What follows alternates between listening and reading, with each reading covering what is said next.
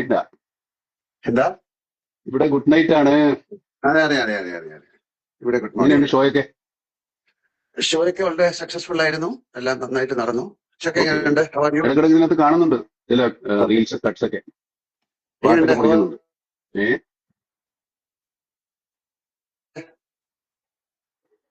കേൾക്കാമോ? കേൾക്കാം കേൾക്കാവോ? യാ ഞാൻ ചോദിച്ച ഹൗ ആർ യു എന്ന്. അത് കട്ടായി പോയി, അവിടെ ഫ്രെയിം ബ്രേക്ക് ആയി പോയി. I M good good good. Okay. ഞാനൊരു ട്രിപ്പ് ഒക്കെ ഇപ്പൊ എവിടെയുള്ള ഞാൻ ന്യൂയോർക്കിലാണ്. ന്യൂയോർക്കിലെ. ഇനിയിപ്പോ എത്ര ദിവസം ഉണ്ട് ഷോ? ഷോ എല്ലാം കഴിഞ്ഞു. ഞാൻ കഴിഞ്ഞല്ലേ? ഞാൻ 3rd തിരിച്ചു വരും. Okay okay okay. നാളെയാണ് നമ്മുടെ റിലീസ്. ഇവിടെ എവിടെയൊക്കെ ഉണ്ടാവും ആ സമയത്ത്? ഇന്ന് രാത്രിയാണ് യുഎസിലെ. എനിക്ക് തോന്നുന്നു അവിടുത്തെ സമയം ഇവിടുത്തെ 11:30 11:45 റിലീസ്. Okay okay. അവിടെ കാണുന്നുണ്ടോ അതോ? കാണണം. കാണാനുള്ളൊരു പരിപാടി ഉണ്ട്, നോക്കാം. ആ, ഉച്ചക്ക് കാണുന്നുണ്ടോ? ഞാൻ ചിലപ്പോ ദുബായിക്ക് പോകും രാവിലെ. അവിടെ ഒന്ന് കാണാൻ സാധ്യതയുണ്ട്. അവിടെ ഒരാൾ ദുബായ് ചിലപ്പോ കാണുന്നു, തിയേറ്റർ കിട്ടെങ്കിലും ഉണ്ടാവും.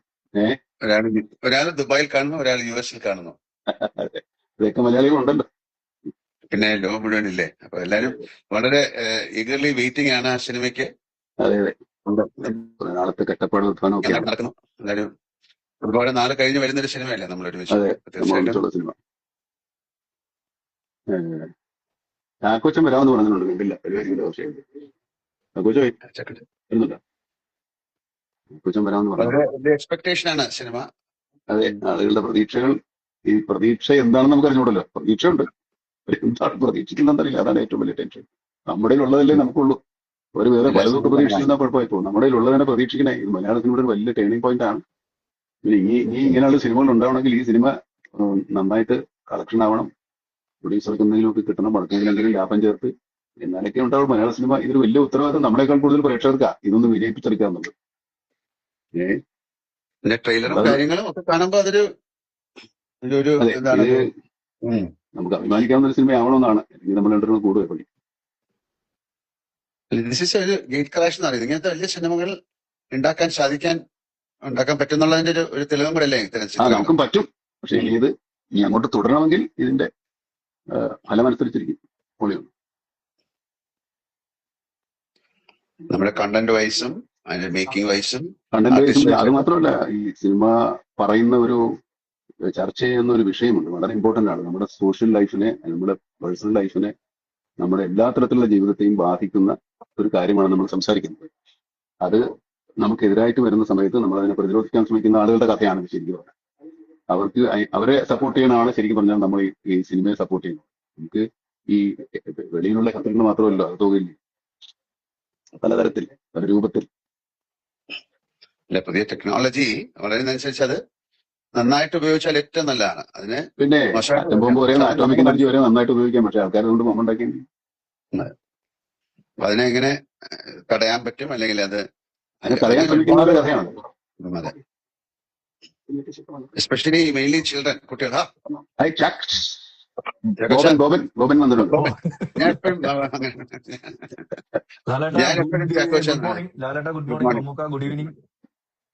നിങ്ങൾ എവിടെയാണ് ഇതിന്റെ ഇടയിലെ ഗുഡ് ആഫ്റ്റർനൂൺ പറയണോ?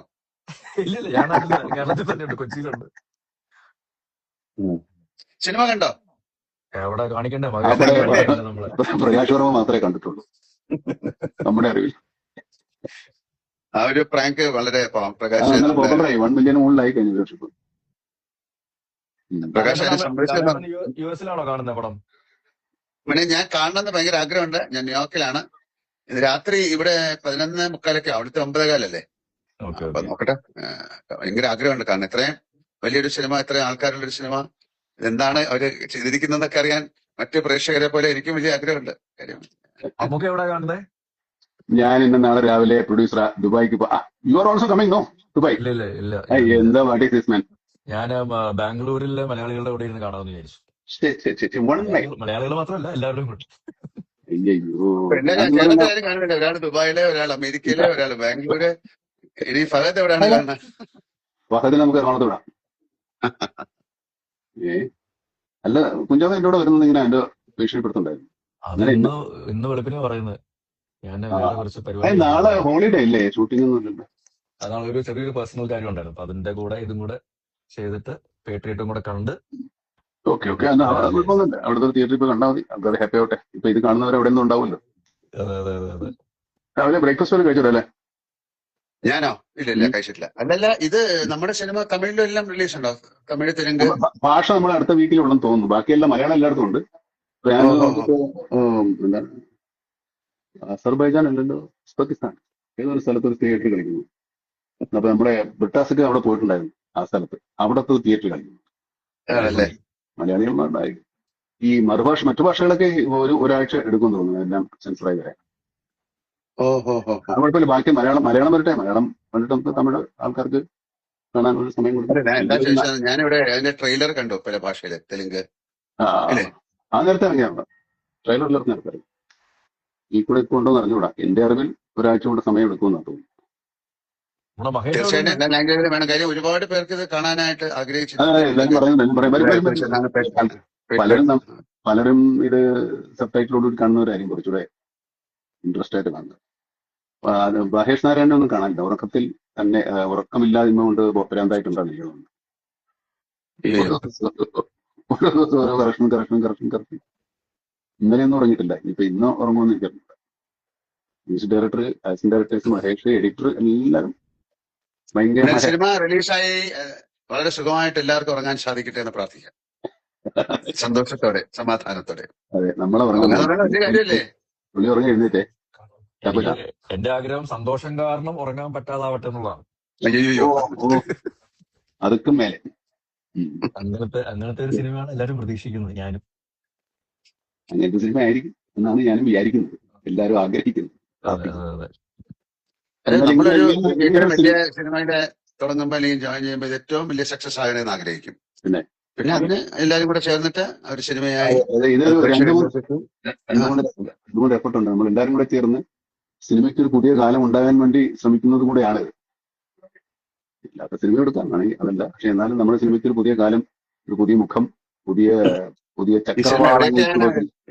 ഞാൻ എനിക്കത് അത്രയും പുറത്തേക്ക് പോകാൻ പറ്റിയില്ല. പക്ഷെ മമ്മൂട്ടിക്ക് എവിടെയൊക്കെയാ പോയി ഷൂട്ട് ചെയ്യിക്കുന്നല്ലേ? Sharjah, Azerbaijan. അതെ, അസർബൈജാനൊക്കെ നല്ല കൊടും തണുപ്പായിരുന്നു. UK, ശ്രീലങ്ക നിങ്ങൾ രണ്ടുപേരുണ്ട്. ഞങ്ങൾ രണ്ടുപേരുണ്ട്. നമ്മളെ അതിന്റെ സൈഡ് വരെ കൊണ്ടുപോയി, മറ്റിടത്തൊക്കെ നിങ്ങൾ പോയി. പിന്നെ എറണാകുളത്ത് സെറ്റ് ചെയ്യുകയും ചെയ്തു അല്ലേ?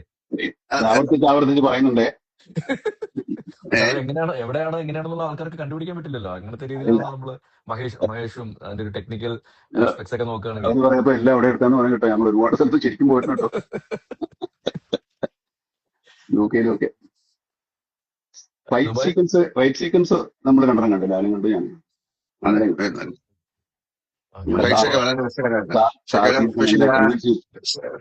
ഇപ്പൊ പറയാം, ആ ഫ്ലൈറ്റിന്റെ ഉള്ളിലെ ആക്ഷൻ ഇസ് വെരി ഗുഡ്. മറ്റേ ആ ഹോസ്പിറ്റൽ എത്ര നേരം എടുത്തു. നിങ്ങളുടെ ക്ലൈമാക്സ് പറഞ്ഞെടുക്കാം. നമുക്ക് പക്ഷേ പറയാൻ എക്സൈറ്റ്മെന്റ് കൊണ്ട് പറയാതിരിക്കാൻ പറ്റാത്തതുകൊണ്ട് ഇങ്ങനെ വന്നു പോകുന്ന പുറത്തേക്ക്.